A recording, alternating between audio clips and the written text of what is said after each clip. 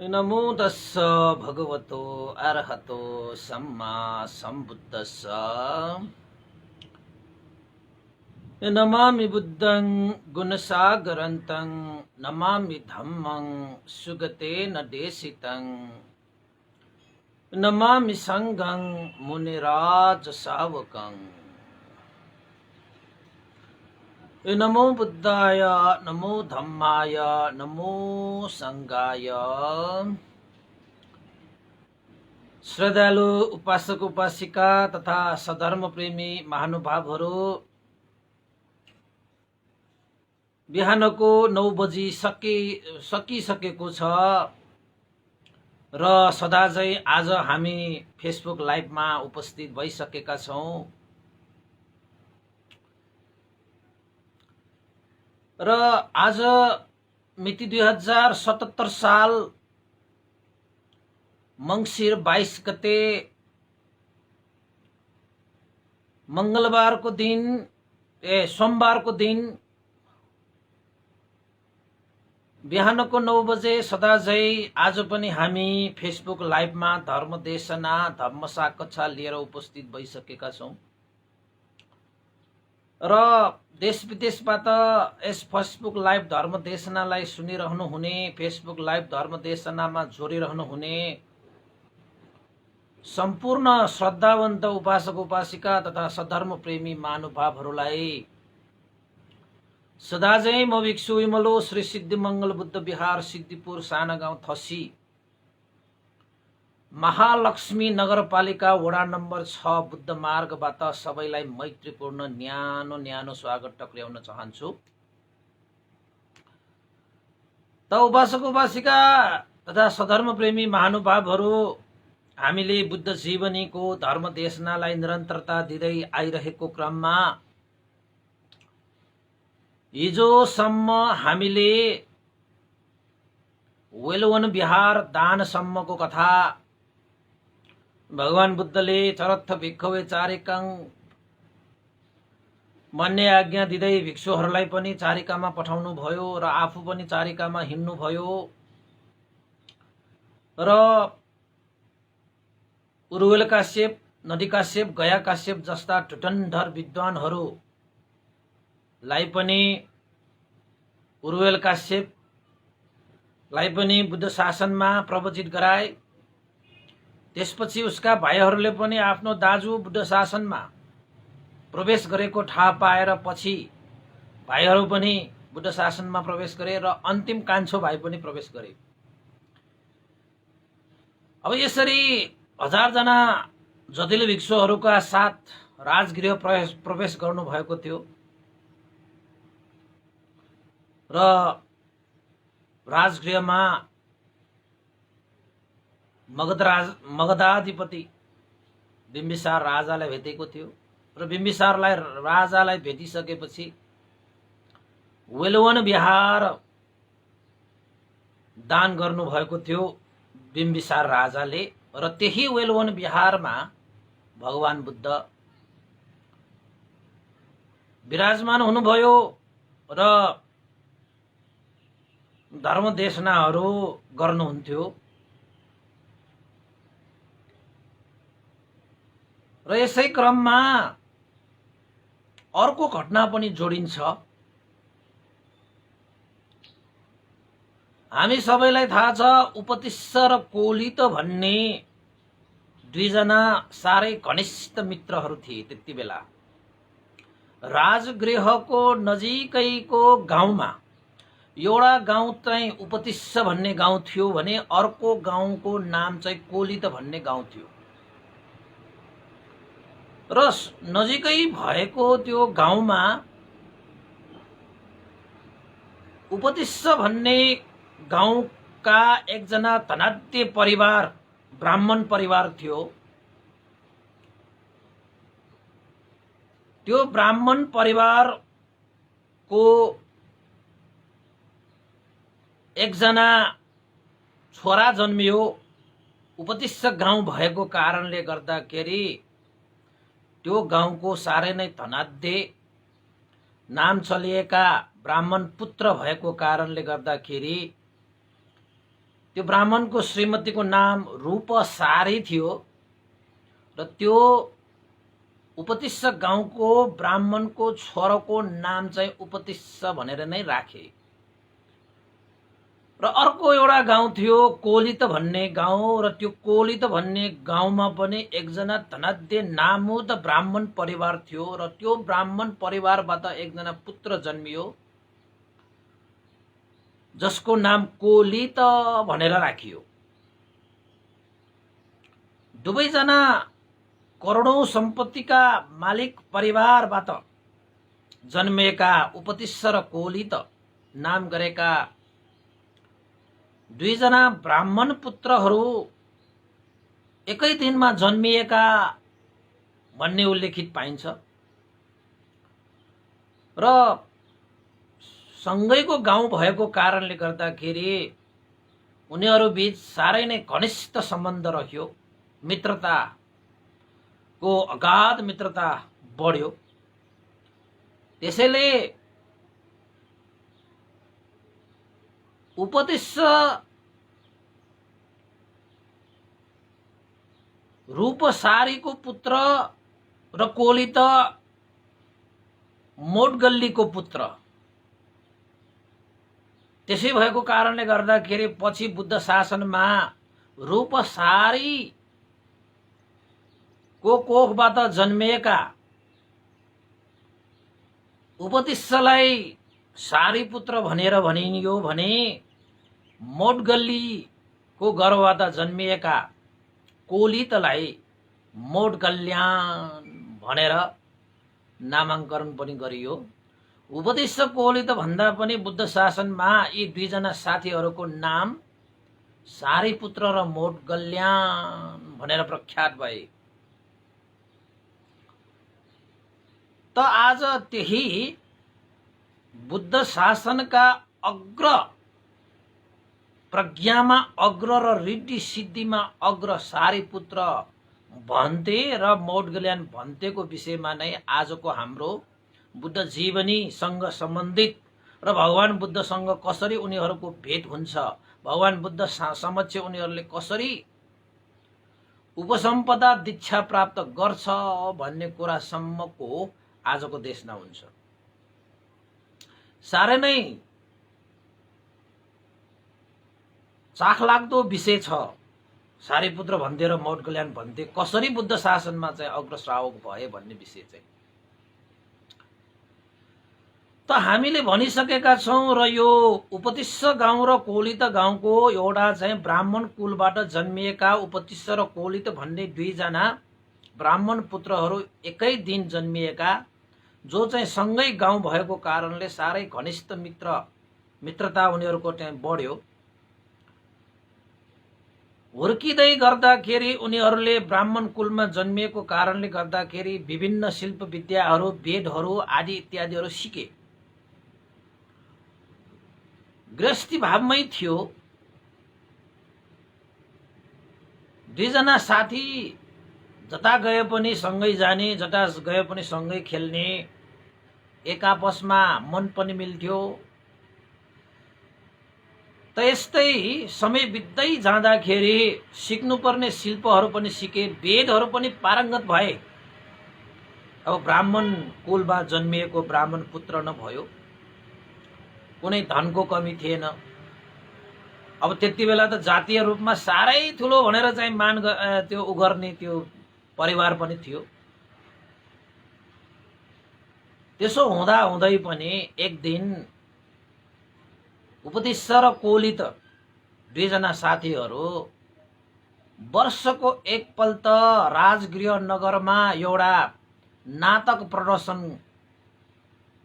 हुने उत्सव रहेछ। त्यो वर्षको एकचोटि हुन्छ भन्ने पनि उल्लेखित पाइन्छ। त एक दिन मित्रद्वय उपतिस्स र कोलित राजगृह नगरको वार्षिक उत्सवको रूपमा रहेको नाटक मञ्चन हेर्नको निमित्त गएछन्। थुप्रै धनाढ्यदेखि लिएर विभिन्न परिषदहरू त्यहाँ उपस्थित थिए। किन त भन्दाखेरि वार्षिकी उत्सवको रूपमा साह्रै धुमधामले मनाइन्थ्यो। सबै मान्छेहरू चारै दिशाबाट आएर त्यो नाटक मञ्चनलाई हेर्नको निमित्त लालायित भएर आउँथ्यो। त अब वार्षिकी उत्सव भएको कारणले उपतिश्र र कोलित पनि हेर्न गए। एउटा चाहिँ छुट्टै त्यहाँ राखिरहेको बेन्चमा बसे, कुर्सीमा बसे, हेरे मजाले। त नाटक मञ्चन साह्रै नै रमाइलो थियो। सबैले मनोरञ्जन लिइरहेका थिए। अब आजकल जस्तो विभिन्न यो चाहिँ टेलिभिजनदेखि लिएर विभिन्न चिजहरू हेर्ने माध्यम त थिएन।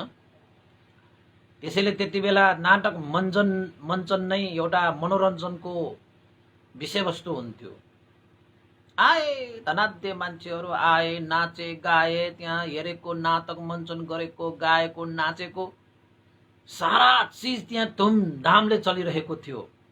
वाह वाह गर्नेहरू, कोही मान्छेहरू नाच्नेहरू, कोही मान्छेहरू गाउनेहरू, सबै खुसियालीमा मस्त थिए। यतिसम्म कि ती नाच्ने नर्तकीहरूलाई पैसा पनि फ्याँक्ने, रमाइलो मानेर, खुसी मानेर पैसासम्म पनि फ्याँकेर त्यो एउटा चाहिँ नाटक मञ्चन, त्यो रमाइलो, त्यो उत्सवहरू चाहिँ चलिरहेको थियो। समय बित्दै गयो। त्यसपछि उपतिश्रलाई के लाग्यो त भन्दाखेरि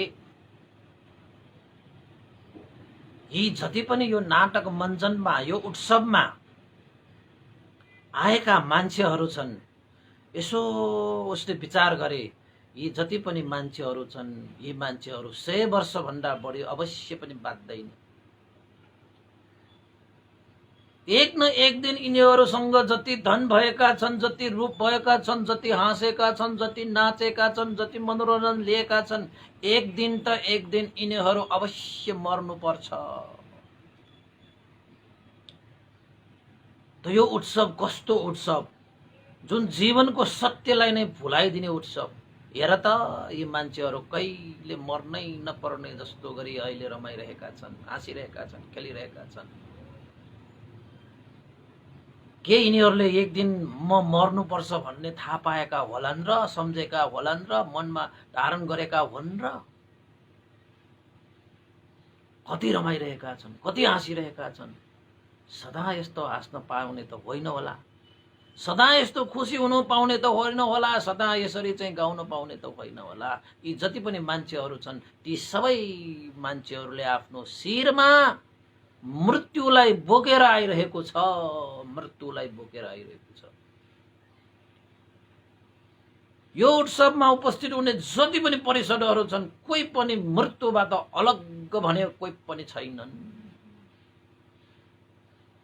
उपदेशको मनमा सबैको शिरमा मृत्यु नाचिरहेको पो देख्यो त। उनीहरू त्यो उत्सवमा नाचिरहेको, तर ती नाचिरहेको मान्छेहरूको शिरमा मृत्यु नाचिरहेको देखेछ। कसले? उपदेश। जो पछि गएर तपाईको सारीपुत्र भन्तेको रूपमा बुद्ध शासनमा प्रख्यात हुन्छ। उपदेश गाउँको ब्राह्मण कुलबाट जन्मिएका ब्राह्मण पुत्र हुन्।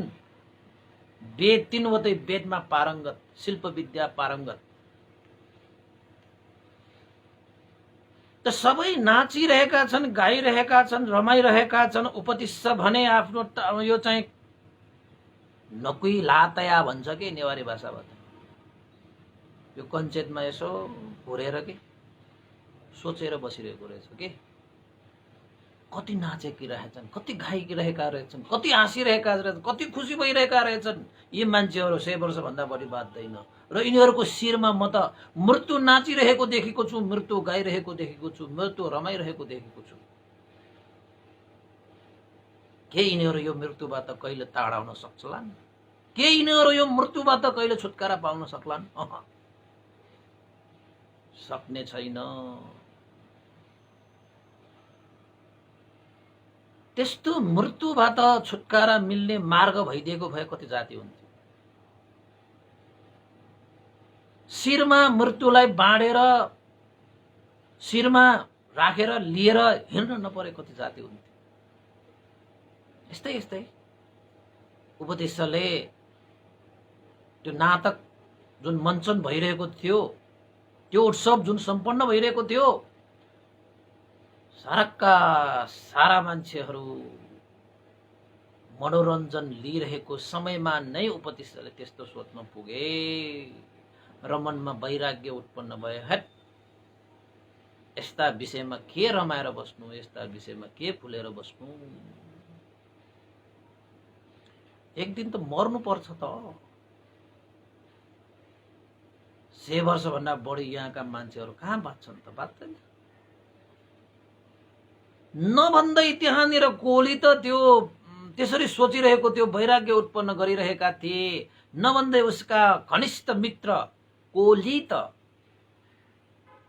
उसको मित्रले पनि त्यो रमझममा रम्न सकिएन, हाँस्न सकेन, गाउन सकेन, नाच्न सकेन। बस उसले पनि उपतिष्ठले जसरी मनमा ती दृश्यहरूलाई देखेर यिनीहरू 100 वर्षभन्दा बढी बाध्य छैनन्, आज उनीहरू चाहिँ यो उत्सवमा नाचिरहेका छन्, म त यिनीहरूको शिरमा मृत्यु नाचिरहेको देखिरहेको छु। मृत्युलाई शिरमा राखेर यिनीहरू मान्छेहरू चारै दिशाबाट यहाँ जम्मा हुन आइरहेका छन्। उनीहरूले मर्नुपर्छ भन्ने विषयलाई पनि भुल्ने यस्तो मनोरञ्जनमा के हाँस्नु, के रमाउनु भनेर त्यहाँ कोली त उसको साथी जो छ, त्यो पनि कोली त गाउँको ब्राह्मण कुलबाट जन्मिएको ब्राह्मण पुत्र। हेर्नुहोस् है, भगवान बुद्धको सबभन्दा अग्र हैन, दाहिने र बाहिने हातको रूपमा रहेको सारीपुत्र भन्दै र मोटग्रान भन्दै ब्राह्मण कुलबाट हुन्। सम्पूर्ण ब्राह्मणहरू त भगवान बुद्धको शरणमा आइसकेको थियो। जो पण्डित भए, ज्ञानी भए, जो ब्राह्मणहरूले शुद्ध मार्ग रोजे, ती ब्राह्मणहरू त भगवान बुद्धको शरणमा गइसकेको थियो पहिला नै। अब बाँकी भएकाहरू त्यस्तै हो। यिनीहरू चाहिँ परिव्राजकहरू भनिन्छ, ब्राह्मण कुलबाट जन्मिएका यी सारीपुत्र र मोटकल्याण भन्टीहरू। त्यसैले दुवैजना त्यो उत्सवमा एउटै विषयमाथि चिन्तन मनन गर्दै त्यहाँ बस्दै गर्दाखेरि एक आपसमा यसो हेर्छ त मित्र, हेर त यो उत्सव, मलाई त यस्तो लाग्यो है। अर्को मित्रले पनि भन्यो, मित्र हो, मैले पनि यही सोचिरहेको छु, मलाई पनि यस्तै लाग्यो है। जुन तिमीले सोचिरहेको छौ त्यो पनि मैले पनि सोचिरहेको छु, जुन मैले सोचिरहेको थिएँ तिमीले पनि त्यही सोचिरहेको थियो, त्यही सोचिरहेको रहेछ। साँच्चै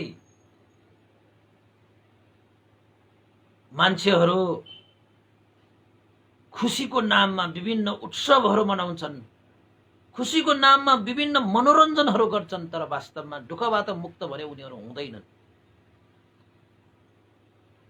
मुटुभित्र घन्यारौं दुःखहरू चाहिँ राखेर बाहिर बाहिर हाँसिरहेका छन्। मित्र, यिनीहरूको हाँसोभित्र पनि मैले दुःख देखेको छु, उनीहरूको मनोरञ्जन भित्र पनि उदासीनता देखेको छु। त मान्छेहरू कति बहाना गर्छन्, बाहिर बाहिर हाँस्ने, भित्र भित्र रुने, अनि एक्लै एक्लै आँसुले आफ्नो मुटुलाई धुने। आहा, कस्तो यो भयंकर दृश्य, मन नै छुने। वाह है। त मान्छेहरू आजकल यस्तै छन्। तपाईं जति मान्छेहरू हाँसिरहेका छन् उसको मुटुमा त्यति नै गहिरो चोट पनि हुन्छ कि। सही रूपमा मान्छेहरू हाँस्न सकिरहेका छैनन् यो संसारमा, सही रूपमा रमाउन सकिरहेका छैनन् मान्छेहरू। त्यसैले अस्ति मैले एउटा कविता पनि लेखेको छु नि, के कविता रहेछ त्यो?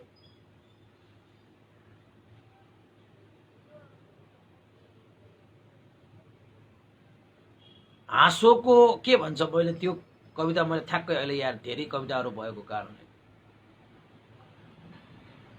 हाँस्ने मुहार भित्र खोजी हेर भिजेको रुमाल भेटिन्छ भन्ने कविता जस्तो लाग्यो है मलाई। कोही मान्छेहरू मजाले हाँसिरहेका छन्, नाचिरहेका छन्, गाइरहेका छन्, खुसी भइरहेका छन् भने उसको गोजी छाम्नुस् त त्यहाँ भिजेको रुमाल भेटिन्छ अरे। किन थाहा छ? उसले त त्यो रुमालले आफ्नो आँसु पुछेर पो खल्तीमा हालिरहेको रहेछ त। त्यो खल्तीको रुमाल भिजेको केले हामीले थाहा पाउँदैनौँ नि, बस उसको अनुहार खुसी भएको मात्र देखिन्छ। त वास्तवमा मान्छेहरू त्यो उपतिश्य र कोलितले जुन चाहिँ उत्सवमा देखेका छन्, जति पनि मान्छेहरू चाहिँ खुसी भएका छन्, हाँसिरहेका छन्, नाचिरहेका छन्, गाइरहेका छन्, ती वास्तवमै उनीहरू सुखी भने छैनन्, खुसी भने छैनन्। उनीहरू भित्र भित्र आँसु बगाएर बाहिर बाहिर हाँसिरहेका छन् र त्यस्तै गरी संसारलाई देखाउनु पर्छ भनेर नाचिरहेका छन्। त दुवैजनाले त्यो उत्सवबाट मनमा वैराग्य उत्पन्न गराएर ती दुईजना गृह त्याग गर्ने निर्णयमा पुगे। र त्यति बेला राजगृहमा एकजना नामुद गुरु थिए जसको नाम सञ्जय थियो। राजगृहमा सञ्जय परिव्राजक जसले 250 शिष्यहरू आफूसँग राखेर आफ्नै पाराले धर्म प्रचार गर्थ्यो, सुख दिनको लागि, जीवनमा शान्ति दिनको लागि भन्दै सञ्जय परिव्राजकले ज्ञान गुणका कुराहरू सिकाउँदै आइरहेको एकजना नामुद गुरु थिए। अब उनीहरू यो दुःखबाट मुक्त हुनको निमित्त, सुख शान्ति प्राप्त गर्नको निमित्त भनेर उपतिश्य र कोलित दुईजनाले सरसल्लाह गर्दै उनीहरू पनि गृह जन्जाल त्यागेर नामुद गुरु कहाँ गए, सञ्जय परिव्राजकको चेला हुन गएछ। र सञ्जय परिव्राजक कहाँ गएर उनीहरूले शिष्यत्व ग्रहण गरी जान्नुपर्ने बुझ्नुपर्ने सम्पूर्ण कुराहरू सिके, वेदहरू पनि पारङ्गत भए, सम्पूर्ण शिल्प विद्याहरू पनि सिके। तर उपतिश्य र कोलितले यो वेदहरू पूर्ण रूपमा पारङ्गत भइसक्दाखेरि पनि त्यो सम्पूर्ण दुःखबाट मुक्त हुने मार्ग उनीहरूले भेट्टाउन सकेन। र उपतिश्य र कोलितले सञ्जय परिव्राजक आफ्ना गुरुलाई सोधे, जुन हामीले यो शिक्षा आर्जित गरेका छौं, यो शिक्षाको आदि मध्य र अन्त कहाँ छ? आदि मध्य र अन्त कहाँ छ भनेर प्रश्न गर्नु हुँदाखेरि गुरु भनाउँदा सञ्जय परिव्राजकले पनि आफूले सिक्दै आइरहेको त्यो विद्या, त्यो शिक्षा, त्यो मार्गको न आदि न मध्य न अन्त नै उसले भन्न सक्यो, न भेटाउन सक्यो। त सञ्जय परिव्राजकले ती चाहिँ उपतिश्य र कोलित आफ्ना चेलाहरूलाई भने, हे उपतिश्य, हे कोलित, मैले पनि यो जुन अभ्यास गर्दै आइरहेको जुन मार्ग छ, यसको आदि मध्य र अन्त म पनि देख्दिन, मैले पनि भन्न सक्दिन, म पनि अनभिज्ञ छु। त उपतिश्य र कोलितले के ठाने त भन्दाखेरि, यदि गुरुले पनि आफू हिँडेको त्यो मार्गको आदि मध्य र अन्त थाहा छैन भने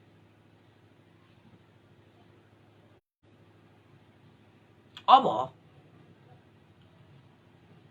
कसरी चाहिँ यसको आदि मध्य र अन्त टुङ्गो लाउने होला? अब आदि मध्य र अन्त टुङ्गो नलाइकन त त्यो बाटोको यात्रा मात्रै हुन्छ, त्यसको कुनै लक्ष्य पनि प्राप्ति हुँदैन। त उपतिश्य र कोलितले गुरु सञ्जय परिव्राजकसँग अनुमति लिए कि यो विद्याको, यो शिक्षाको, यो मार्गको आदि मध्य र अन्त हामी खोज्ने छौं। कतै न कतै यस्ता आदि मध्य र अन्त भन्न सक्ने गुरु त होला नि यो संसारमा। हे गुरुदेव, हामीलाई आज्ञा गर्नुस्, हामी यो जम्बुद्वीपमा भ्रमण गर्ने छौं। अवश्य पनि यो आदि मध्य र अन्त जानेका बुझेका व्यक्तिहरू अवश्य होला नि भनेर चाहिँ जम्बुद्वीप भ्रमण गर्ने अनुमतिको लागि उपतिश्र कोलितले गुरु सञ्जय परिव्राजकसँग अनुमति मागे। त सञ्जय परिव्राजकले पनि आफ्ना चेलाहरूको त्यो एउटा चाहिँ उद्देश्य नै भइसकेको भएर रोक्नै नसकेर जाऊ न त जाऊ, खोज, आदि मध्य र अन्त खोज। तर सञ्जय परिव्राजकलाई यो निश्चित थियो कि यिनीहरू जति नै यो जम्बुद्वीपमा घुमेर आदि मध्य र अन्तलाई खोज्न गए तापनि आखिरमा पाउने त होइन। किन त भन्दाखेरि यो जम्बुद्वीपको सबभन्दा ठुलो गुरु त मै हुँ, उसले त्यसो सोचिरहेको थियो। त्यसैले जब मैले आदि र मध्य र अन्त मैले चिन्न सकेन, पाउन सकेन भने यो संसारमा कसैले पनि पाउन सक्दैन। यही सोचका साथ उसका चेला 2 जनालाई पठाएछ, ल जाओ खोज, तिमीहरू खोज्न चाहन्छौ भने खोज। त्यसरी 2 जना उपतिश्र कोलित आफूहरू हिँडेको त्यो मार्गको आदि मध्य र अन्तको खोजीमा निस्के जम्बुद्वीप भरि। त जम्बुद्वीप भरि उनीहरूले चाहिँ खोजी नीति गर्दा गर्दै पनि उनीहरूले त्यस्ता गुरु कोही पनि भेटाएनन् जसले आदि मध्य र अन्तको, यो जीवनको आदि मध्य र अन्तको मार्ग खोज्न सक्ने कोही पनि भेट्टाउन सकेन। त्यसपछि उपतिश्र कोलित निराश हुँदै पुनः सञ्जय परिव्राजकको आश्रममा नै उपस्थित हुनु पर्यो। सञ्जय परिव्राजकले सोधे, के पायौ त तिमीहरूले आदि मध्य र अन्त? उसलाई थाहा थियो जम्बुद्वीपमा कसैले पनि त्यो भन्नै सक्दैन। र उनीहरूले सोचिरहेको थियो हामीले जुन मार्ग हिँडिरहेका छौं त्यो न यसको आदि छ, न मध्य छ, न अन्त छ। यस्तो अनन्त मार्गमा हिँडेका हामीहरू कहाँबाट यो आदि मध्य र अन्त खोज्न सकिन्छ भनेर सञ्जय परिव्राजकले त्यस्तो धारणा राख्थ्यो। तर उपतिश्र कोलित भने आदि मध्य र अन्तलाई खोजी छाड्ने संकल्प लिएका थिए। तैपनि उनीहरूले जम्बुद्वीप भरि त्यसरी आदि मध्य र अन्त्यको मार्ग, बाटो, शिक्षा खोज्दै निराश भए तापनि हरेस चाहिँ खाउनु भएको थिएन। 2 जना साथीहरू बीच छलफल भयो, मित्र अझै पनि हाम्रो यो खोज जारी छ। कथम कदाचित मैले त्यो अमृतमय पद मैले प्राप्त गरे भने अवश्य पनि तिमीलाई भन्ने छु। यदि मित्रले पायो भने त्यो अमृतमय पद अवश्य मलाई भन्न आउनु। 2 बीचमा जसले पहिलो पल्ट त्यो मार्ग भेट्टाए तापनि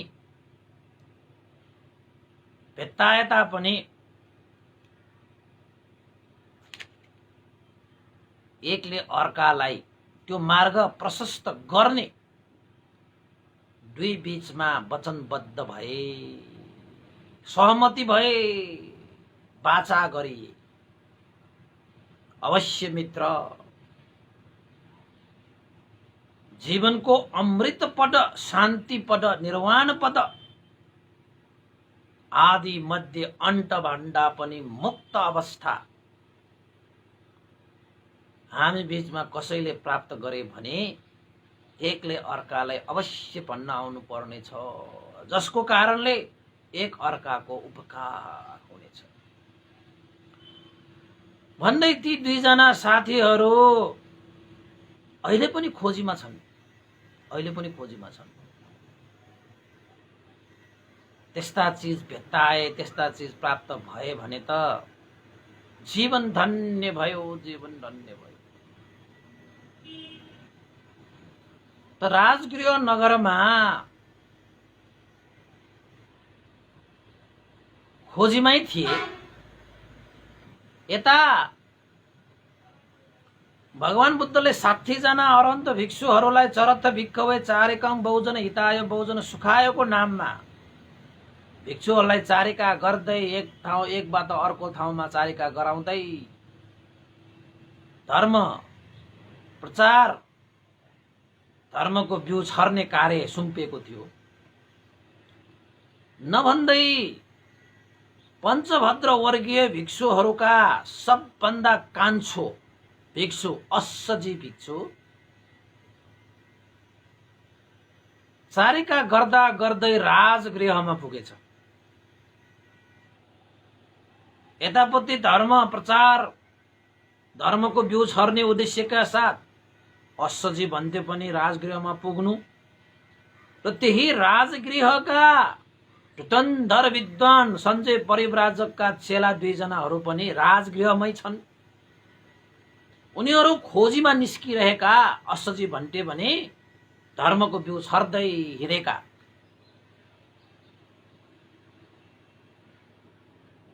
त एक दिन त भेट्नु थियो। त अस्सजी भन्थे राजगृहमा पुगिसकेपछि ठाउँ ठाउँमा भिक्षा लिएर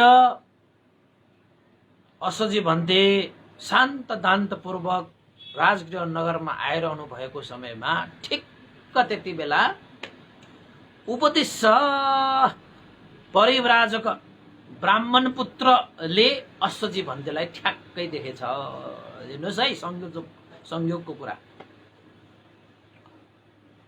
त उपतिस्स पनि त तपाईको साँच्चैकै अमृत पदको खोजीमा, जीवनको सम्पूर्ण दुःखबाट मुक्त हुने खोजीमा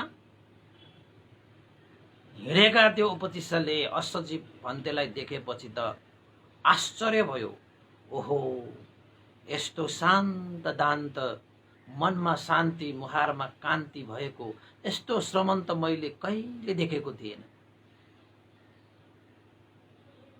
मुहारमा पनि मैत्री करुणा झल्किरहेको थियो। उसको काय रूपमा पनि एकदम संयमता झल्किरहेको थियो। जीवनै शीतल शान्त देखिरहेको थियो। त्यो दृश्य देख्दाखेरि उपतिस्सको मनमा पनि एक किसिमको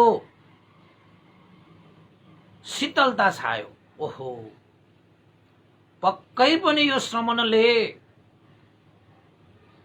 अरहन्त भाव प्राप्त गरेको हुनुपर्छ। यानी कि लोभ द्वेष मोहबाट मुक्त भएको अवस्था।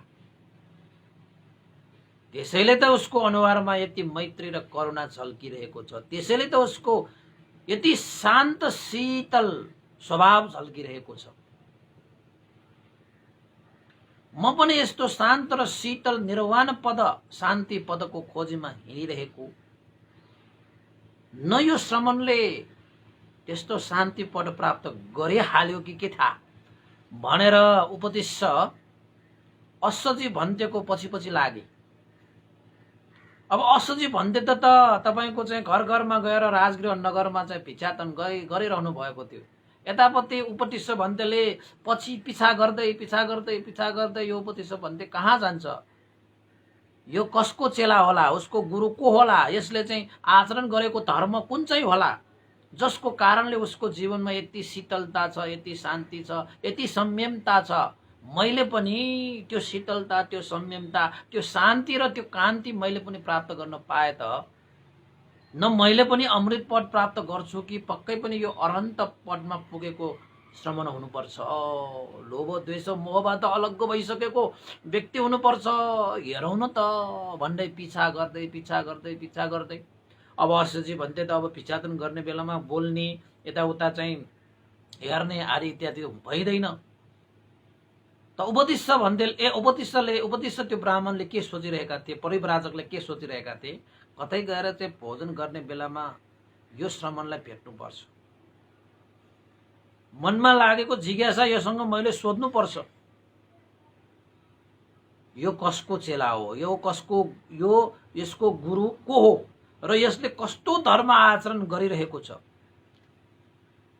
त बिस्तारै समय बित्यो। अश्वजी भन्ते पनि भिक्षाटन गर्दै आफूलाई पात्रमा पुगिसकेपछि एक ठाउँमा बसेर चाहिँ भिक्षाटन ग्रहण गरिसकेपछि उपतिस्स परिव्राजकले अश्वजी भन्तेलाई हात जोडेर नमस्कार गरेर के भने त भन्दाखेरि, हे श्रमण, हे आउसो, तपाईको मुहार साँच्चै मैत्री र करुणाले भरिपूर्ण छ। मनमा शान्ति, मुहारमा कान्ति, तपाईको काय शरीर साह्रै संयम छ। मैले देखिरहेको छु तपाईको मनमा साह्रै शीतलता छाएको छ। हे श्रमण, हे आउसो, तपाईको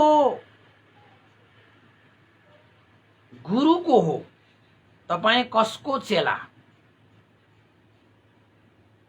कसको नाममा तपाईले गृह त्याग गर्नु भएको, कसको नाममा तपाईले यस्तो धर्म आचरण गर्नु भएको भनेर उपतिस्स परिव्राजकले अश्वजी भन्तेलाई प्रश्न गर्नुभयो। र त्यो प्रश्नको उत्तरमा अश्वजी भन्तेले के भन्नुभयो त भन्दाखेरि, हे आउसो,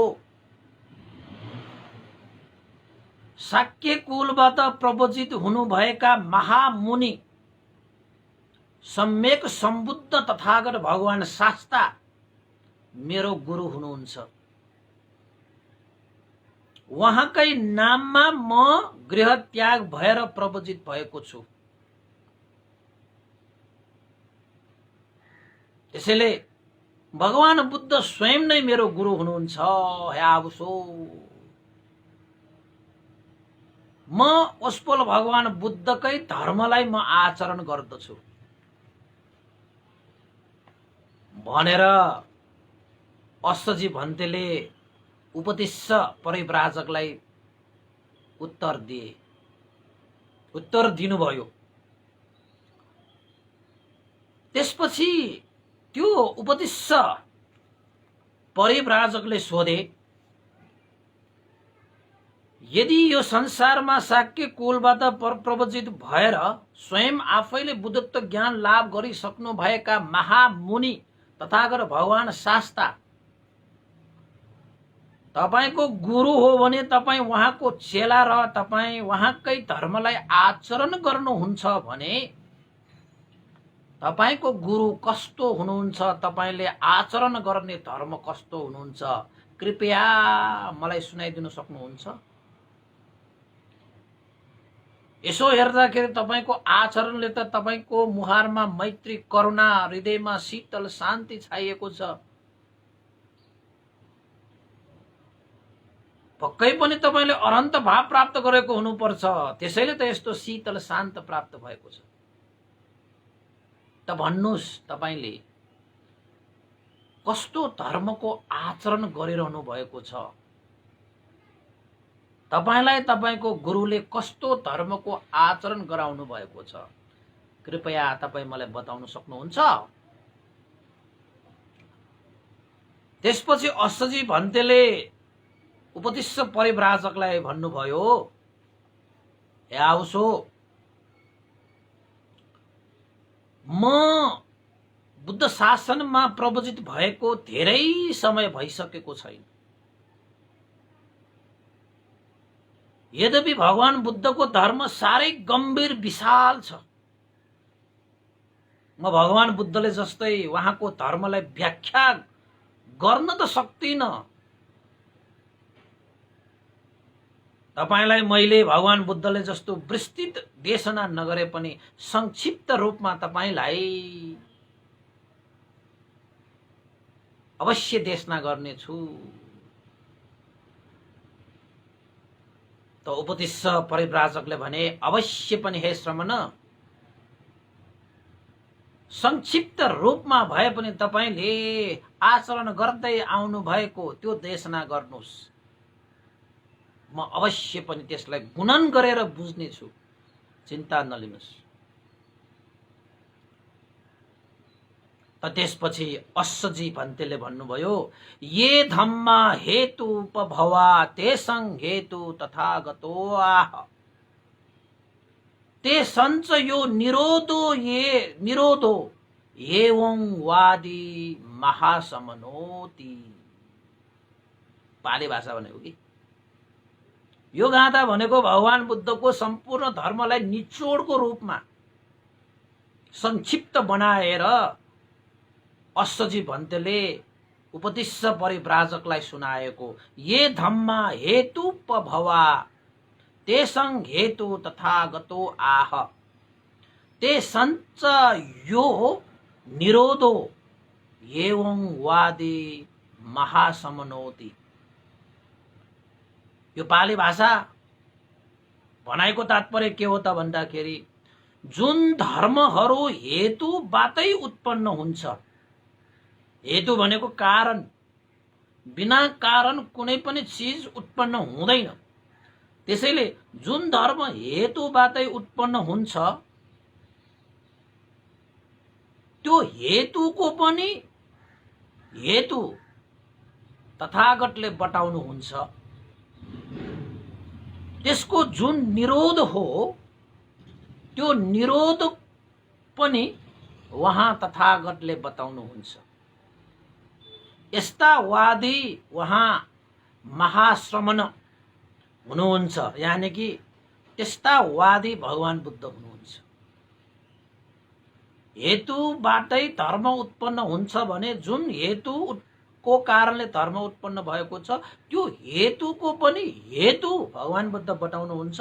र त्यसको हेतु मात्र होइन, त्यसको निरोध पनि भगवान बुद्धले देशना गर्नुहुन्छ। यानी कि हेतु भनेको आदि, निरोध भनेको अन्त। अब भएन त आदि मध्य र अन्त। अब आदि आइसकेपछि मध्य पनि भइहाल्यो, त्यसपछि त निरोध भएपछि त अन्त पनि आइहाल्यो। अब यति भइसकेपछि जीवनको आदि, जीवनको मध्य, जीवनको अन्त, सबै कुरा भगवान बुद्धले देशना गर्नुहुन्छ। यो जीवनको सुरुवात कहाँबाट भयो, यो जीवनको अन्त कसरी हुन्छ। तृष्णा नै जीवनको सुरुवात हो, निर्वाण नै जीवनको अन्त हो। भएन त आदि मध्य अन्त। अब यति मात्र अश्वजी भन्तेले उपदिश परिव्राजकलाई के सुनाएका थिए, दुईटा लाइन पाली भाषाबाट। यो उपदिश भनेको चान्चुनको व्यक्ति होइन, जसले चाहिँ थुप्रै शिक्षा हासिल गरेर जम्बू द्वीपभरि उपदिश र कोलित भनेपछि नचिन्ने कोही पनि थिएन। उनीहरू साह्रै पण्डित थिए, पण्डित नै हुन् उनीहरू। तर उनीहरूले चाहिँ आदि मध्य अन्त यानी निर्वाण पद भने प्राप्त गरिसकेको थिएन। जुन निर्वाण पद प्राप्त नगरिकन यो सांसारिक दुःखबाट मुक्त कहिले पनि हुँदैन। क्षणिक सुख होला, चट्याङ परे जस्तो, बिजुली चम्के जस्तो क्षणिक सुख होला, तर त्यो सुख नित्य हुँदैन, त्यो अनित्य हो। र दुःखबाट पनि मुक्त हुँदैन। प्राप्त भएको सुख पनि नित्य रहँदैन र प्राप्त भएको दुःखबाट पनि मुक्त हुँदैन। त्यस्तो जीवनको कुनै सार हुँदैन। यो त भवचक्रमा घुमिरहने घुमिरहने घुमिरहने घुमिरहने।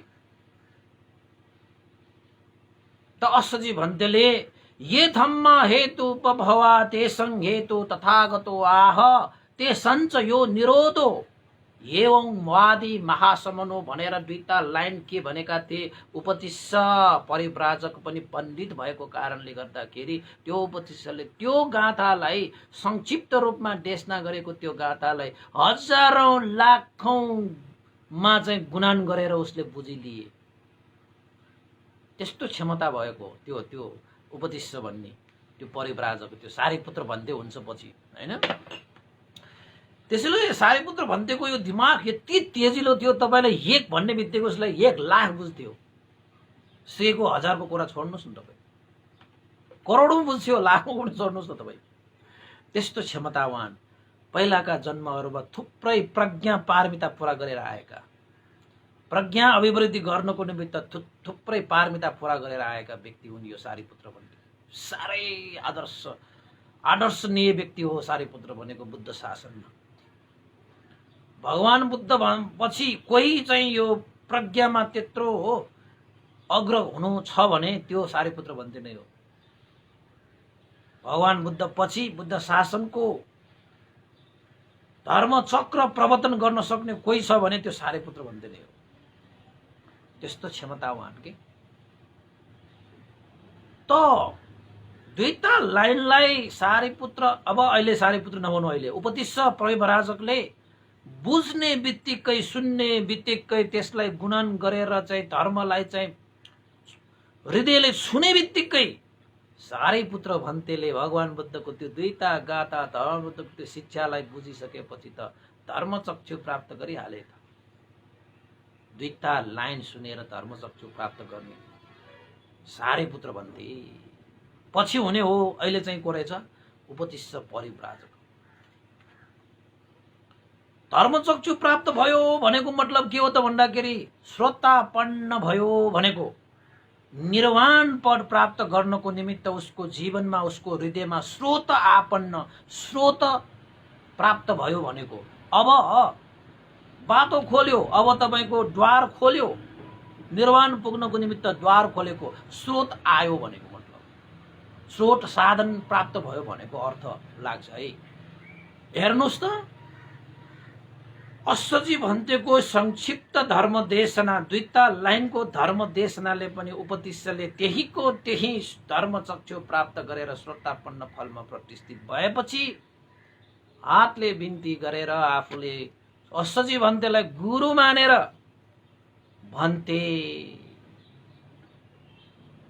तपाईले भगवान बुद्धको भगवान शास्त्रको दुईटा लाइन संक्षिप्त रूपमा धर्म देशना गर्दाखेरि नै यति मनमा शीतलता छ भने तपाईको गुरु अहिले कहाँ हुनुहुन्छ, भगवान शास्त्र कहाँ हुनुहुन्छ, शाक्य मुनि तथागत भगवान शास्त्र कहाँ हुनुहुन्छ।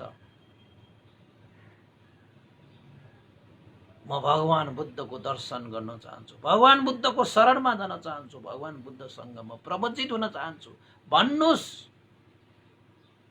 भन्थे। अहिले भगवान बुद्ध कहाँ विराजमान हुनुहुन्छ त अस्सजी भन्तेले भन्नुभयो, हे आउसो अहिले भगवान शास्त्र बिम्बिसार राजाद्वारा दान गरिएका वेलवन बिहारमा विराजमान हुनुहुन्छ, जुन राजगृह नगर उद्यानमा पर्छ। आउसो तपाईलाई भगवान बुद्धलाई भेट्न चाहनुहुन्छ भने अवश्यमेव तपाईँ वेलवन बिहारमा जान सक्नुहुन्छ। राजगृह नगर बिम्बिसार राजाले प्रदान गर्नुभएको वेलवन बिहारमा विराजमान हुनुभएको छ। त्यति भनेपछि त उपतिस्सको मनमा त यति प्रीति उत्पन्न भयो कि मैले यत्रो समय सञ्जय परिव्राजकसँग शिष्यत्व ग्रहण गरेर त्यत्रो धर्मको आचरण गर्दाखेरि पनि नपाएको यस्तो अमृत पद आज मैले पाएँ। मैले यो कुरा मेरो मित्र कोलित परिव्राजकलाई भन्नु छ, जुन हामी दुई बीचमा चाहिँ एउटा सम्झौता, एउटा बाचा, एउटा बन्धन जस्तै थियो।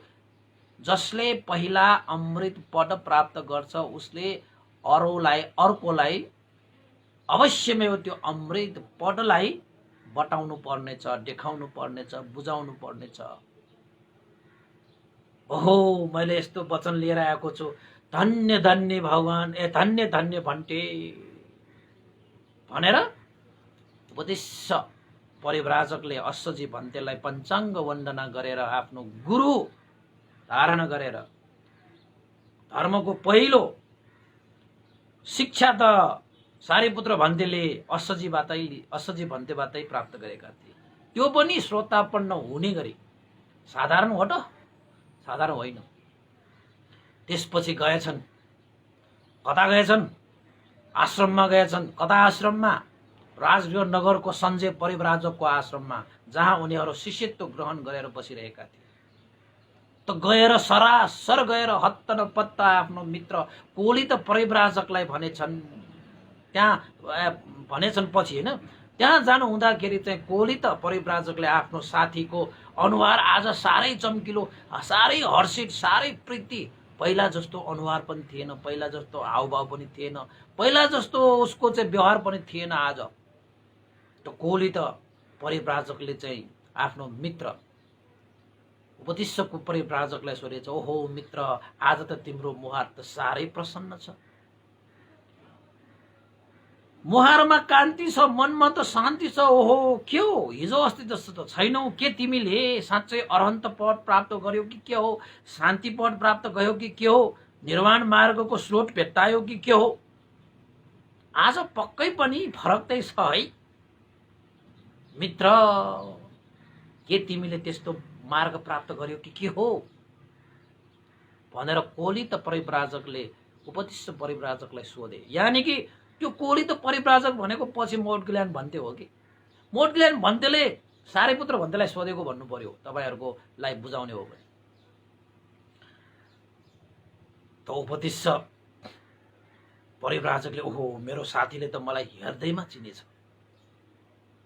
म पहिला जस्तो थिएन। हो पहिला मैले यस्तो शान्ति पद प्राप्त गरेको थिएन, आज मैले प्राप्त गरे। त्यो मार्गमा हिँड्नु छ, मेरो साथीले त मलाई चिनिहालेछ। ओहो मित्र, कसरी थाहा पायो तिमीले? आज म बेग्लै, आज म भिन्नै भएँ। कोलित परिव्राजकले हो त साथी, पहिला जस्तो तिम्रो मुहार छैन, पहिला जस्तो तिम्रो व्यवहार छैन, हावभाव पनि छैन, आज तिमी बेग्लै छौ। पक्कै पनि तिमीले त्यो शान्ति पद प्राप्त गरेको हुनुपर्छ। यदि प्राप्त गरेको छौ भने मलाई पनि सुनाऊ। उपदिष्ट परिव्राजकले ओहो साथी, तिम्रै लागि म यहाँ हतर पतन आएको हो। मैले आज यस्तो शान्ति पद प्राप्त गरेँ। सुन हे मित्र, हामी हिँड्नु पर्ने मार्ग त यो हो, तर हामी हिँडिरहेको अर्को मार्गमा छ मित्र। त्यसैले हामी यो मार्गमा हामी पनि हिँड्नु छ र अरूलाई पनि हिँडाउनु छ। अहिलेसम्म जति पनि जीवन हामीले हिँडेका मार्ग त साँच्चै दुःखबाट मुक्त भएको मार्ग होइन रहेछ। तर हामी चाहना गर्छौं दुःखबाट मुक्ति, तर बाटो भने दुःखै पाउने बाटोमा हिँडिरहेका हुन्छौं। त्यसैले सुन भनेर सारीपुत्र त्यो उपदिष्ट परिव्राजकले पनि कोलित परिव्राजकलाई जुन आफूले प्राप्त गरेको त्यो धर्म, त्यो शिक्षालाई कोलित परिव्राजकलाई पनि सुनाए। अब सारीपुत्र भन्तेले त तपाईको चाहिँ लाखौं गुणन गरेर सुनाउन सक्ने शक्ति छ उसँग। त्यस्तो क्षमतावान हो के सारीपुत्र भन्ते फेरि त्यो उपदिष्ट परिव्राजक। त उपदिष्ट परिव्राजकले त्यसरी धर्मको कुरा सुनाइसकेपछि त कोलित परिव्राजकले पनि कोलित परिव्राजकले पनि धर्मचक्षु प्राप्त गरे, श्रद्धापन्न फलमा प्रतिष्ठित भए। ल हेर्नुहोस् है, त्यस्तो पारमिता पूर्ण भएको व्यक्तिहरू हो यो सारीपुत्र भन्ते र मोडग्ल्यान्ड भन्ते भने।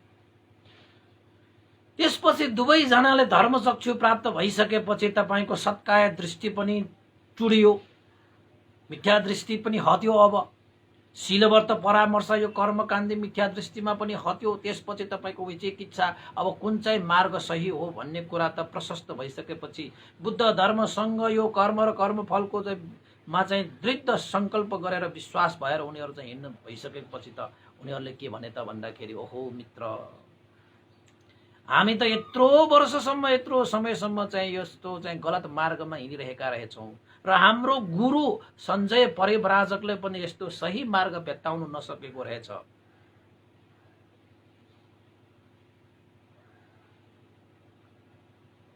त आज हामीले यस्तो मार्ग प्राप्त गरेका छौं भने हामीलाई आफ्नो शिष्यत्व बनाएर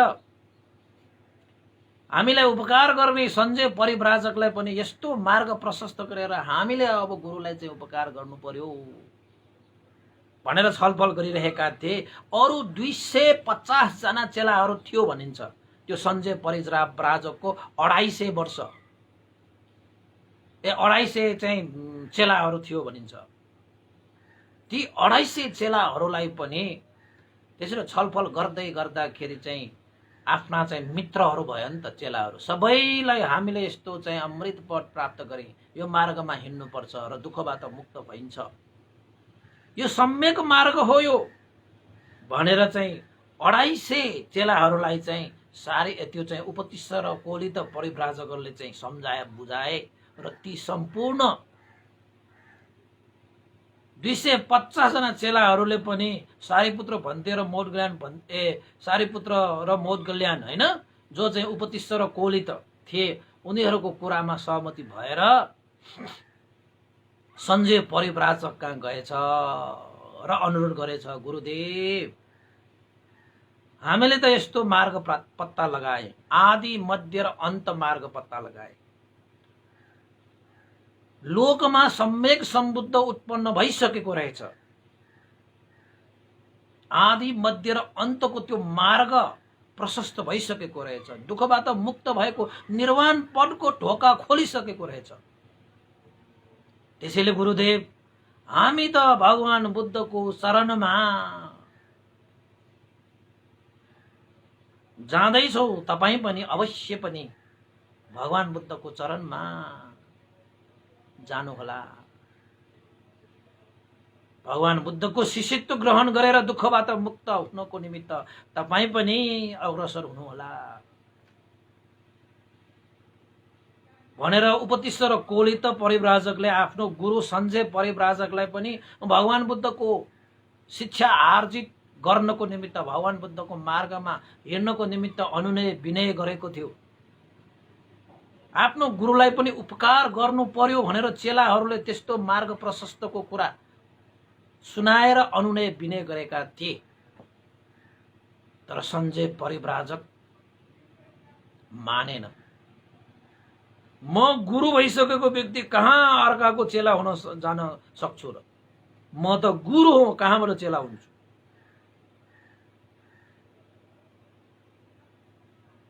र मलाई यो लाग्दा पनि लाग्दैन, आदि मध्य र अन्तको कुरा हो, यो शान्ति पदको कुरा मलाई लाग्दा पनि लाग्दैन।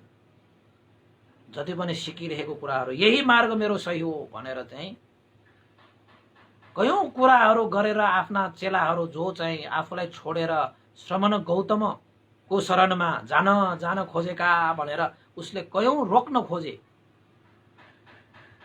विभिन्न तर्कहरू दिएर उपतिष्ठ कोलित प्राय परिव्राजक सहित 250 जना ती शिष्यहरूलाई रोक्न खोजे, तर सकेन। र अन्ततः उपतिष्ठ र कोलित जो सारीपुत्र र मोदगल्यान थिए त्यति बेला आखिर त आफ्नो गुरुलाई नै त्यागेर सही मार्गमा हिँड्नको निमित्त आश्रम नै छोडेर सारीपुत्र भन्ते र मोदगल्यान भन्ते उपतिष्ठ र कोलित भगवान बुद्ध विराजमान हुनुभएको वेलुवन बिहारमा प्रस्थान गर्नुभयो 250 जना शिष्यहरूका साथ।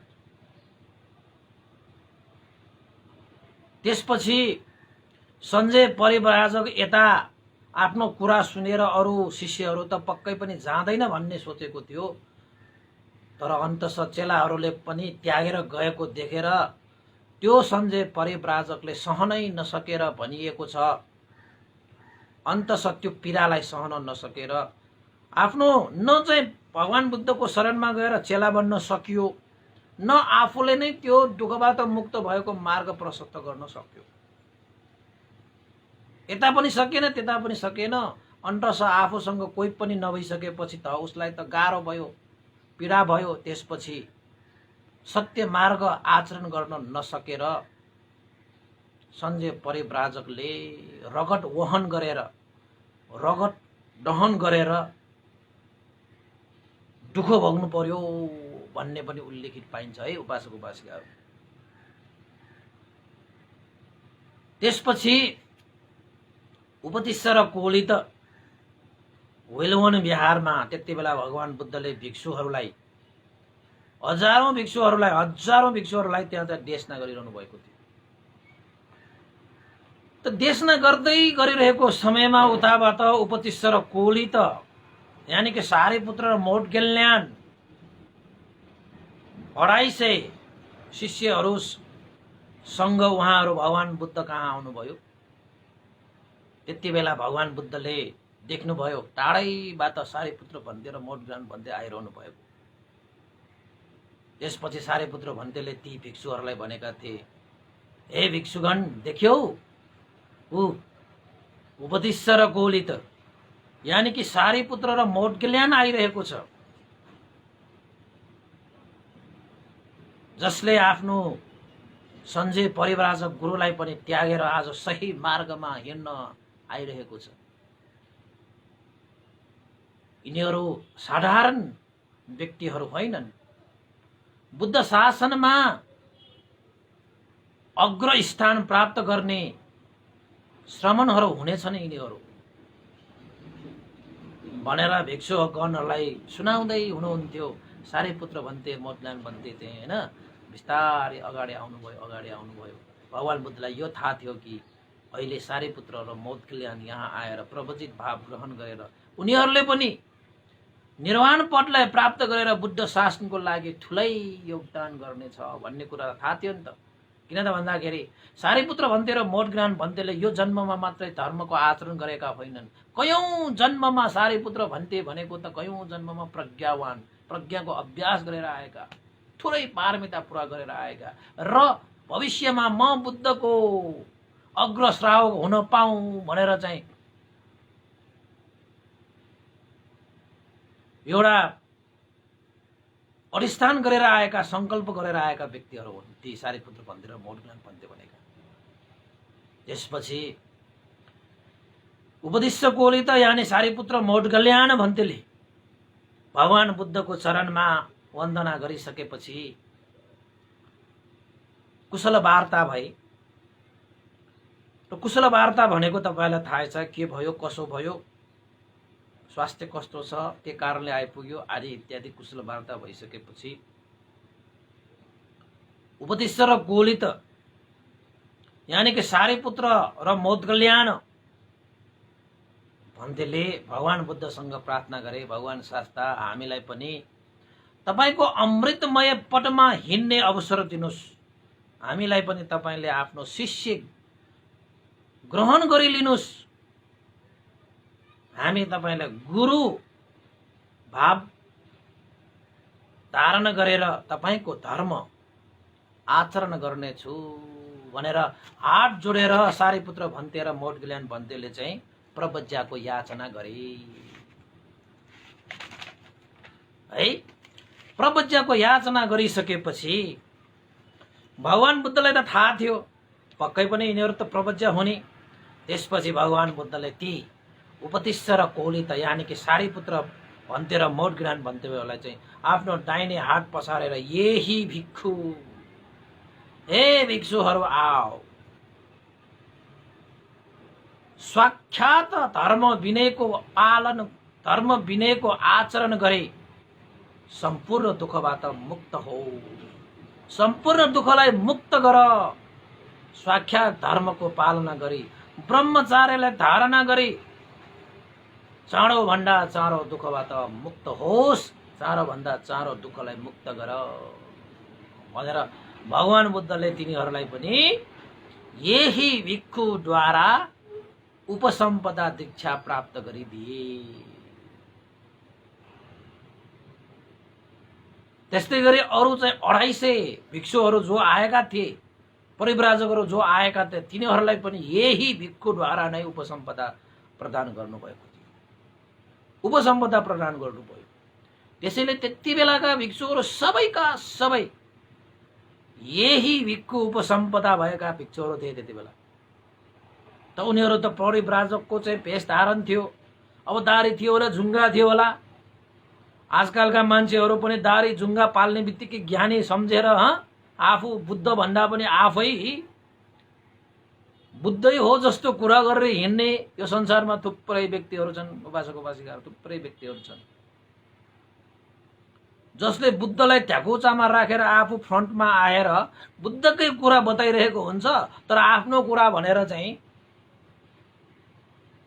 बुद्धको पसल थापेर आफ्नो कुरा व्यापार गरिरहेको हुन्छ क्या कोही मान्छेहरू। यस्तो संसारमा थुप्रै छन्। त्यसैले सही गुरुलाई हामीले भेट्टाउन सकिएन भने मिथ्या आचरणमा परेर जीवन सित्तैमा जानेछ।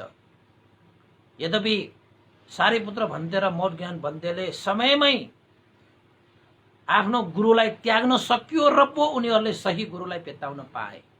यदि त्यो गलत गुरुलाई त्याग्न नसकेको भए सही गुरुलाई भेट्टाउने थिएन। त्यसैले यो संसारमा थुप्रै गुरुहरू छन् जसले आफूलाई नै सही ठानेर सही गुरुहरूबाट टाढा राख्ने काम गर्छन् है उपासक उपासिकाहरू। कोही कोही त यो संसारमा मै बुद्ध भए भनेर आएका व्यक्तिहरू पनि छन्। यस्ता भ्रम छर्ने, भ्रमको त्यो बिउ छर्ने मान्छेहरू त पहिला पनि थिए, अहिले पनि हुन्छ र पछि पनि हुन्छ। त्यस्ता नक्कली गुरुहरूबाट धेरै सावधान हुनुपर्छ है। यद्यपि सञ्जय परिव्राजकले त्यो मिथ्या आचरण त गराए नगराए तापनि दुःखबाट मुक्त गराउन सक्ने क्षमता छैन उसँग, त ऊ पनि दुःखबाट मुक्त हुन त चाहन्छ। त अन्तमा भगवान बुद्ध संसारमा प्रादुर्भाव भइसक्दाखेरि पनि म आफै गुरु भइसकेको मान्छे कहाँ अरूको चेला हुन जान्छु भनेर एउटा अहम भाव पालेको कारणले भगवान बुद्धको शरणमा जान सकेन र उसले चाहिँ शान्ति पद प्राप्तबाट ऊ वञ्चित हुनु पर्यो।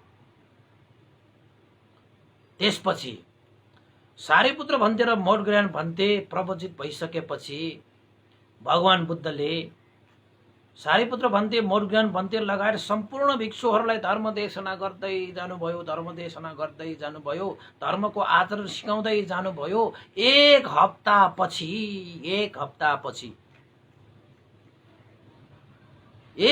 पछि तपाईको चाहिँ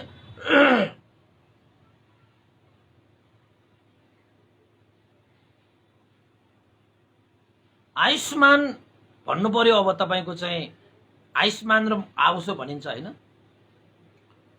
एक हप्ता प्रवचित भएको एक हप्ता पछि मोट कल्याण भन्तेले सम्पूर्ण रिद्धि सिद्धि सहितको अरहन्त फल प्राप्त गरी लिए। एक हप्ता पछि है, एक हप्ता पछि सबभन्दा पहिला मोट ज्ञान भन्तेले चाहिँ अरहन्त फल प्राप्त गरी लिएको, त्यो पनि रिद्धि सिद्धि बल सहित। त्यसपछि दोस्रो हप्ता पछि सारीपुत्र भन्तेले पनि सारा प्रज्ञा सम्पन्न भएर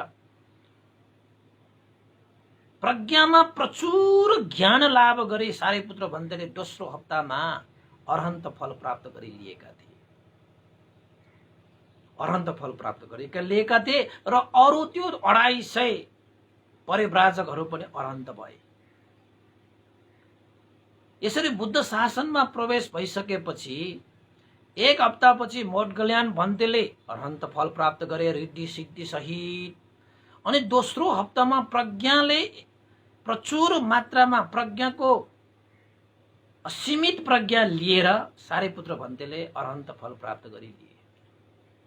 यसरी अरहन्त फल प्राप्त गरी लिइसकेपछि भगवान बुद्धले सम्पूर्ण भिक्षुहरूको सामुन्ने सारीपुत्र भन्तेलाई प्रज्ञामा अग्रस्थान प्राप्त व्यक्तिको घोषणा गर्नुभयो भने मोट ज्ञान भन्तेलाई रिद्धि सिद्धिमा अग्रस्थान प्रदान गर्नुभयो। र बुद्ध शासनको प्रज्ञामा एतदग्ग प्राप्त भिक्षुको रूपमा सारीपुत्र भन्तेलाई लिइन्छ भने रिद्धि सिद्धिमा एतदग्ग प्राप्त भिक्षुको रूपमा महामोट कल्याण भन्तेलाई लिइन्छ। भगवान बुद्धले सम्पूर्ण भिक्षुहरूको सामुन्ने नै यो घोषणा गर्नुभएको हो, हे भिक्षुहरू, हे भिक्षुगण, मेरो यो बुद्ध शासनमा प्रज्ञामा एतदग्ग प्राप्त सारै पुत्र भन्ते हो भने रिद्धि सिद्धिमा एतदग्ग प्राप्त महामोटगल्यान भन्ते हो भनेर भगवान बुद्धले घोषणा गर्नुभएको। त्यो त्यत्तिकै घोषणा गर्नुभएको होइन उपासक उपासिकाहरू। त कहीँ कहीँ अटकटाचार्यहरूले व्याख्या गरिरहेको छ, भगवान बुद्धले त पछि भिक्षु बन्न आउने सारीपुत्र भन्ते र मोटगल्यान भन्तेलाई चाहिँ अग्र स्थान प्रदान गरे। मुख हेरेर भगवान बुद्धले काम गर्यो कि के हो भनेर केही भिक्षुहरूलाई चाहिँ मनमा लागेको थियो अरे। किन त भन्दाखेरि सारीपुत्र भन्ते र मोटगल्यान भन्दा पनि पहिल्यै भिक्षु बनेका थुप्रै भिक्षुहरू थिए, उहाँहरूलाई चाहिँ अग्र स्थान दिनु भएन। तर सारीपुत्र भन्ते र मोटगल्यान भन्तेलाई अग्र स्थान दिए भनेर केही भिक्षुहरूलाई मनमा त्यस्तो लागेको थियो रे। त्यो लागेको भगवान बुद्धले थाहा पाएर भगवान बुद्धले भिक्षुगणलाई चाहिँ देशना गर्नुभएको थियो रे। ए भिक्षुगण, तथागत शास्त्र भगवान बुद्धले कसैको मुख हेरेर यस्तो अग्र स्थान प्रदान गर्दैन। सारीपुत्र भन्थे र यो मोटगल्यान भन्थे उनीहरू अग्र स्थान प्रदान गर्न योग्य व्यक्तिहरू, जसले कयौं लाखौं कल्पसम्म पारमिता पूरा गरेर भविष्यमा म भगवान बुद्धको अग्र स्थान प्राप्त गर्न सकौं भनेर प्रार्थना गरेर आएका व्यक्तिहरू, त्यस्तै नै पारमिता पूरा गरेर आएका व्यक्तिहरू हुन्। सारीपुत्र भन्थे प्रज्ञामा एतदग्ग प्राप्त गरेर भगवान बुद्धको दाहिनै हात भएर धर्म प्रचार गर्ने उद्देश्य राखेर प्रार्थना गरेरै आएका व्यक्ति हुन्।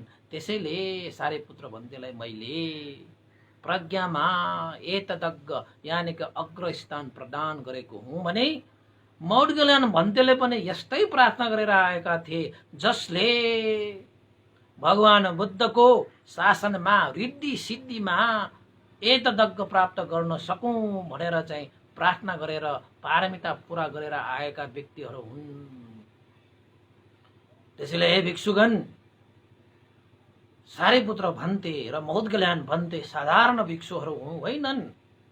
यिनीहरू कयौं कल्पसम्म, लाखौं कल्पदेखि उनीहरूले चाहिँ पारमिता गुण धर्म पूरा गरेर आएका व्यक्तिहरू हुन् भनेर भगवान बुद्धले मनमा भएको आशंकालाई दूर गर्नुभयो। त्यसैले बुद्ध शासनमा शंका गर्न पाउँछ, तर शंकालाई पालिराख्न पाउँदैन। शंका गर्नुस्, आयो भने के गर्ने, शंका गर्नुस्, तर शंकालाई पालेर चाहिँ नबस्नुस्। किन भन्दाखेरि शंकाले लंका जलाउँछ भन्छ नि त। जब तपाईमा उत्पन्न भएको शंकाले तपाई निवारण गर्नुहुन्छ नि, तपाईमा झन् श्रद्धा वृद्धि हुन्छ अरे कि। त्यसैले यो शंका भनेको चीज पनि श्रद्धाको लक्षण नै हो, तर निवारण गर्न सकिएन भने त्यो शंकालाई पनि त्यो श्रद्धालाई पनि उसले विनाश गरिदिन सक्छ। त्यसैले भगवान बुद्धले चाहिँ बुद्ध शासनमा कसैलाई आशंका भइहाल्यो भने तुरुन्तका तुरुन्त निवारण पनि गर्नुहुन्छ के भगवान बुद्ध। यस्तो प्रज्ञावान बाप्पा, भनी साध्य छैन के, भनी साध्य छैन। के भन्ने अब, सागरको पानी यति छ उति छ के भनिरहने, आकाश यत्रो ठुलो छ उत्रो ठुलो छ भने के भनिरहने होइन। यसको त व्याख्या गरेर साध्यै छैन के उपासकहरू है। यस्ता कुरा सुन्यो भने त झनै भगवान बुद्ध प्रति चाहिँ अगाध श्रद्धा पलाएर आउँछ क्या। ओहो, साँच्चै भगवान शास्त्रले यत्रो पारमिता पूर्ण गर्नुभएको त यस्तो विशाल ज्ञान प्राप्तिको लागि रहेछ, जसले गर्दाखेरि त्रिलोकलाई पनि उद्धार गर्न सक्ने यो ज्ञान, यो मार्ग, यो शिक्षा। ओहो, धन्य धन्य तथागत, धन्य धन्य सुगत। यस्ता व्यक्ति हुनुहुन्थ्यो भगवान शास्त्र। र बुद्ध शासनमा वेलवन बिहार, जुन बिहार बिम्बिसार राजाले दान गर्नुभएको थियो, त्यही बिहारमा भिक्षु सन्निपात भयो रे। 1250 जना होइन, 1000 र 250 भिक्षुहरूको एउटा सन्निपात भएछ। ती सन्निपात सम्पूर्ण भिक्षुहरू हो, कसैलाई निमन्त्रण गरेर त्यहाँ भेट्न आएका होइनन् रे। त्यहाँ त कसरी भेटेका, त्यहाँ त सबै भिक्षुहरू यही भिक्षुद्वारा उपसम्पदा प्राप्त भिक्षुहरूको सन्निपात भएको। त्यही सन्धिपाठमा भगवान बुद्धले चाहिँ प्रातिमोक्ष देशना गर्नुभएको भनेर पनि उल्लेखित पाइन्छ है। यानि कि विनय धर्मलाई प्रतिपादन गर्नुभएको, भिक्षुहरूको नियम, भिक्षुहरूको शिक्षा, भिक्षुहरूको आचरण, त्यसलाई देशना गर्नुभएको। यसरी भगवान बुद्धको शासनमा अबदेखि उपतिष्ठ गाउँमा जन्मिएका उपतिष्ठ परिव्राजक बुद्ध शासनमा प्रवेश गरिसकेपछि रूप सारीको पुत्र भएको कारणले सारी पुत्रको नाममा प्रख्यात भए भने कोलित गाउँमा जन्मिएका ब्राह्मण कुलबाट जन्मिएका कोलित परिव्राजक बुद्ध शासनमा प्रवजित भइसकेपछि मोडगल्ली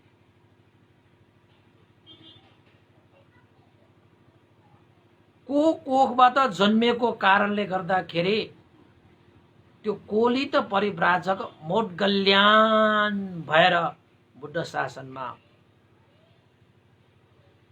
प्रख्यात भए, जसलाई हामी भगवान बुद्धको दाहिने हात र बाहिने हातको रूपमा हामी लिन्छौं, जसले बुद्ध शासनको लागि कयौं योगदान गरेर गए र भगवान बुद्ध स्वयंले पनि सारीपुत्र भन्थे र मोडगल्यान भन्थेको प्रशंसा गरेका थिए। र आजको लागि वेलवन बिहारसम्मको देशनालाई मैले यही टुङ्ग्याएँ। उपासक उपासिकाहरू, बुद्ध जीवनीको यो सन्दर्भमा सारीपुत्र भन्थे र मोडगल्यान भन्थेको पनि केही अंश हामीले जोड्नै पर्यो। र भगवान बुद्धको जीवनमा वेलवन बिहारमा बस्नु हुँदाखेरि उहाँले यही भिक्षु द्वारा उपसम्पन्न भएका भिक्षुहरूको एउटा सन्धिपात पनि गरेका थिए। ओहो, थुप्रै योगदान भएका भिक्षुहरूको समागम भएको थियो। त उपासक उपासिका, आजको देशनालाई मैले यही क्रमशः गरेँ है। आजकल अब सबै उपासक उपासिकाहरू पनि बिजी हुन थालिसकेको रहेछ हैन। धेरै लामो देशना गर्यो भने फेरि धेरै कुराहरू छुट्टिएला। त्यसैले तपाईहरु पनि अफिसमा जानुपर्ने होला, कार्यालयमा जानुपर्ने होला, व्यापार बिजनेसमा लाग्नुपर्ने होला। त्यसैले धेरै समय धेरै लामो चाहिँ नगरौँ आजकल चाहिँ हैन। समय मिल्यो भने अवश्य लामो लामो देशना गर्ने नै छौं। आजलाई यति नै हामीले चाहिँ टुङ्ग्याउने अनुमति चाहन्छु। र सुनिदिनु भयो, धारण गरिदिनु भयो, पालन गरिदिनु हुनेछ भन्ने आशा एवं विश्वास लिएको छु। बुद्ध जीवनीका यस्ता घटनाहरू हामीले जानिरहन पायो भने साँच्चैकै हामीले चाहिँ यो गलत गुरुहरूलाई त्यागेर सही गुरुको खोजीमा हामी पनि निस्किनुपर्छ है उपासक उपासिकाहरू। ओहो, पहिलादेखिको हाम्रो गुरु भनेर त्यसलाई नै च्यापेर बस्यो भने तपाईँ मिथ्या मार्गमा हिँडिरहेको गुरुहरूलाई तपाईँले समाइरहनु भयो भने तपाईँले कहिले पनि जीवनबाट दुःखबाट मुक्त हुन सक्दैन। र भगवान बुद्ध यस्ता गुरु हुनुहुन्छ जसले यो त्रिलोकलाई उद्धार गर्न सक्ने गुरु शास्ता भगवान बुद्ध हुनुहुन्छ। त्यसैले सत्ता देव मनुष्यानं बुद्धो भगवा इति, मनुष्य र ब्रह्माहरूको पनि गुरु शास्ता, जसले तपाईको जीवनको अन्धकारलाई हटाएर तपाईलाई ज्योति प्रदान गरे तपाईको मार्ग प्रशस्त गर्छ। यस्ता गुरु हुनुहुन्छ भगवान शास्ता। यस्ता गुरुको छहारीमा बस्न पाए भने कति शीतल हुन्छ भन्ने कुरा त तपाईले भगवान बुद्धले देशना गर्नुभएको त्यो धर्मलाई तपाईले आचरण गर्नुभयो भने अवश्य तपाईले नै अनुभव गर्न सक्नुहुनेछ। मैले भनिरहनु आवश्यकै छैन। त्यसैले शेयर गर्नुस्, लाइक गर्नुस्, कमेन्ट गर्नुस्, ताकि यस्ता देशनाहरू सबैले सुन्न पाओस्। कति मान्छेहरू त यस्ता पनि छन् जसले बुद्ध नाम त सुनेको थिएन होला, कतिले सुन्नेकाहरूले पनि बुद्धको शिक्षालाई सुन्न पाएका छैनन्, सुनेकाहरूले पनि बुझेका छैनन्, बुझेकाहरूले पनि पालन गरेका छैनन्। त्यसैले हामीले बुद्धलाई चिनेर सुनेर जीवनमा धारण गरेर त्यसलाई पालन गरेर देखाएर अरूको लागि आदर्शमय जीवन बिताउनु पर्छ। जसरी सारीपुत्र भन्थे र मोडगल्यान भन्थेले आफ्नो जीवनलाई आदर्शमय बनाएर गए, त्यसरी नै हामीले पनि आफ्नो जीवनलाई आदर्शमय बनाउन सक्यो भने साँच्चै तपाईको लागि र तपाईले गर्दाखेरि अरूको लागि पनि तपाईको जीवनै हित हुन्छ उपासक उपासिकाहरू। त्यसैले सेयर गर्नुहोस्, लाइक गर्नुहोस्, कमेन्ट गर्नुहोस्। र अन्तमा उपासक उपासिका आजको दिनमा पुण्यानुमोदन गर्नुभन्दा अगाडि यहाँ हाम्रा चाहिँ दैनिक हाम्रो श्रोता, दैनिक हाम्रो दर्शक हैन, धर्म मित्र भन्नुपर्छ, तपाईहरुको यो फेसबुकमा हरेक दिन धर्म देशना सुन्नुहुने सम्पूर्ण रत्न तुलाधर र उषा प्रभा तुलाधर भोता हिती हाल हाटी गौडा बस्नुहुने उपासकको आमा दिवंगत केशरी शोभा तुलाधर जुन 61 सालमा बित्नु भएको थियो, उहाँको आमालाई सम्झनु भएर उहाँहरूले आज पुण्य धर्म सञ्चय गर्नुभएको छ। आज सप्तमीको दिन नै उहाँको आमाको दिवंगत हुनुभएको कारणले गर्दाखेरि आजको दिन उहाँहरूले चाहिँ पुण्य आज सञ्चय गरेर आमाको लागि पनि पुण्यानुमोदन गर्ने जुन श्रद्धा भाव व्यक्त गर्नुभएको छ। एउटा छोरा छोरीहरूको, छोरी भनेपछि बुहारी पनि पर्छ है, जुन घरमा बुहारीलाई छोरीको दर्जा मिल्छ त्यो घर स्वर्गमय बन्छ भन्ने उखान पनि छ, भनाइ पनि छ है। त्यसैले चाहिँ छोराछोरी भनेपछि सबै यहाँ पर्छन् हैन। उहाँहरूको चाहिँ कामना कर्तव्य धर्मलाई पालन गर्नुभएको छ हैन। उहाँहरूलाई धेरै धेरै साधुवाद छ। त्यस्तै उहाँहरूका छोरी सुनिता स्थापित प्युखा हाल हेपाली हाइट भनेर चाहिँ लेख्नु भएको छ। छोरीहरूको ले पनि उहाँको कामना गर्नुभएको छ। र अर्का छोरी चाहिँ जन्मदिन पनि परेको रहेछ, सृजना तुलाधर ताम्राकार है, हाल चाहिँ सिडनी अस्ट्रेलियामा हुनुहुन्छ। उहाँहरूले चाहिँ आफ्ना दिवंगत आमाको यहाँ चाहिँ केशरी शोभा तुलाधरको नाउँमा छोरा सुवर सम्पूर्ण रत्न तुलाधर उषा प्रभा तुलाधर भोता हिती हाल हाती गौडा परिवारबाट आजको दिनमा पुण्य सञ्चित गर्नको निमित्त उहाँहरूले परित्राण, त्यस्तै पुण्यानुमोदन भोजन है, त्यस्तै उहाँहरूले चाहिँ उहाँहरूको आमाको नाममा चाहिँ आर्थिकको रूपमा 5,000 पनि आर्थिक सहयोग गर्नुभएको छ। उहाँहरूलाई धेरै धेरै साधुवाद। यो पुण्यको अनुभवले केशरी शोभा तुलाधरज्यूलाई सुगति निर्वाण प्राप्तिको लागि यो पुण्य हेतु होस् भनेर पनि आशिका गर्न चाहन्छु। त्यस्तै गरी आजकै दिनमा चाहिँ हाम्रा कठिन दाता परिवार कपिलमान साक्य र प्रविता साक्य परिवारबाट पनि आज भोजन दान गर्नुभएको छ। उहाँहरूको सुस्वास्थ्य दीर्घायु उन्नति प्रगतिको कामना गर्दै उहाँले भोजन दान गर्नुभएको छ। र यो भोजनको अनुभवले उहाँहरूको जीवनमा आयु वर्ण सुख बल र प्रज्ञा सम्पन्न होस्, सुस्वास्थ्य दीर्घायु निरोगीता प्राप्त होस्, जीवनमा मार्गफल निर्वाण धर्म प्राप्त गर्नको निमित्त पनि उहाँ कपिलमान साक्य प्रविता साक्य सीता पाइला स्टार हाउसिङ परिवार सम्पूर्णलाई यो पुण्यको अनुभवले सुख शान्ति छाओस् भनेर पनि कामना व्यक्त गर्न चाहन्छु। र अन्तमा तपाईहरुको सम्पूर्ण बितेर जानुभएका ज्ञाति बन्धुहरूलाई पनि यो पुण्य लाभ भए उहाँहरूको पनि सुगति निर्वाणको कामना गर्न चाहन्छु।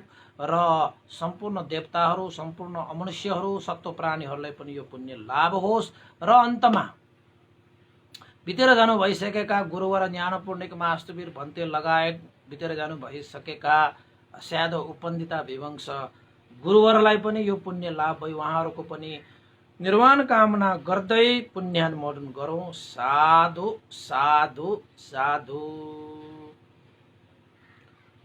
इदं नो ज्ञातिनां होतु सुखिता हन्तु ज्ञातयो।